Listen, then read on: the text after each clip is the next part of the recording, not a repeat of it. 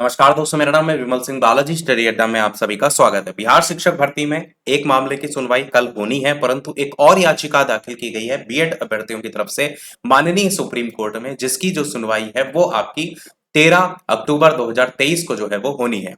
परंतु उससे पहले आप समझिए कि जो मेन मामला जुड़ा हुआ है वो कल सुनवाई होनी है।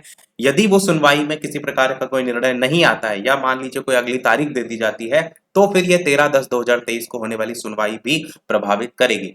क्योंकि मामला दोनों में सेम ही है, बीएड की एलिजिबिलिटी से रिलेटेड है और साथ ही साथ जो फैसला आपका आया है 2018 का, जो नोटिफिकेशन को रद्द किया गया है, उसमें ये चीजें अभी तक नहीं क्लियर की जा रही हैं कि वो मामला एक्चुअल में लागू कब से होगा। क्योंकि अगर वो चीज क्लियर कर दी जाए लागू कब से होगा, तो ऑलरेडी जो जॉब कर रहे हैं 69,000 उत्तर प्रदेश में जो कर रहे हैं, वो सब भी प्रभावित होंगे। तो यहाँ पर जो मामला है ये बीएड अभ्यर्थियों की तरफ से जो है वो दाखिल किया गया है, जिसकी सुनवाई 13 को होगी। परंतु उससे पहले आपको ये क्लियर होना चाहिए दिमाग में कि जो बिहार सरकार है उसने पहले याचिका दाखिल की थी, जिसकी जो सुनवाई है वो कल यानी कि 9 अक्टूबर 2023 को होनी है।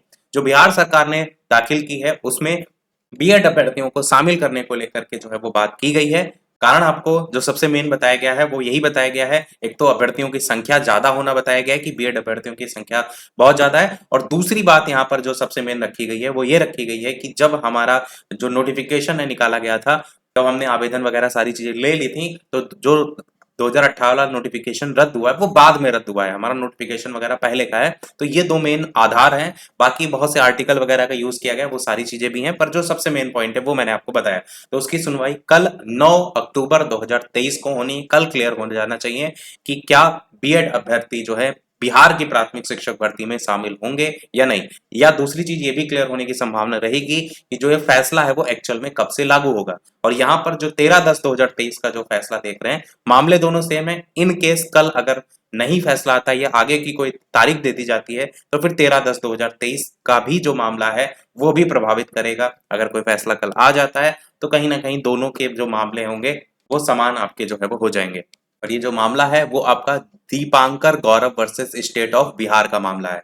दोनों मामलों में कंफ्यूजन आपको ना हो इसलिए मैं आपको दोनों न्यूज भी यहाँ पर एक साथ मैंने अटैच करके यहाँ पर आपको दिखाई है, जिसमें एक तरफ जो मामला देख पा रहे हैं वो सुप्रीम कोर्ट में बिहार के बीएड अभ्यर्थी ने याचिका दायर की है, जिसकी सुनवाई ये आपको मैंने दिखाया 13/10/2023 को होनी है। और जो बीएड डिग्री मामले पर सुप्रीम कोर्ट पहुंची है बिहार सरकार, इसकी सुनवाई कल यानी कि 9 अक्टूबर को होनी है। तो ये तो आपको हम पूरा बता चुके हैं, डिटेल में सारी चीजें समझा चुके हैं। इधर वाला जो भाग है उसको एक बार हम पढ़ के आपको सुना देते हैं, जिसमें सुप्रीम कोर्ट से राजस्थान और बंगाल के बीएड डिग्रीधारी की याचिका को खारिज करने के बाद बिहार के बीएड डिग्रीधारी सुप्रीम कोर्ट में याचिका दायर की है।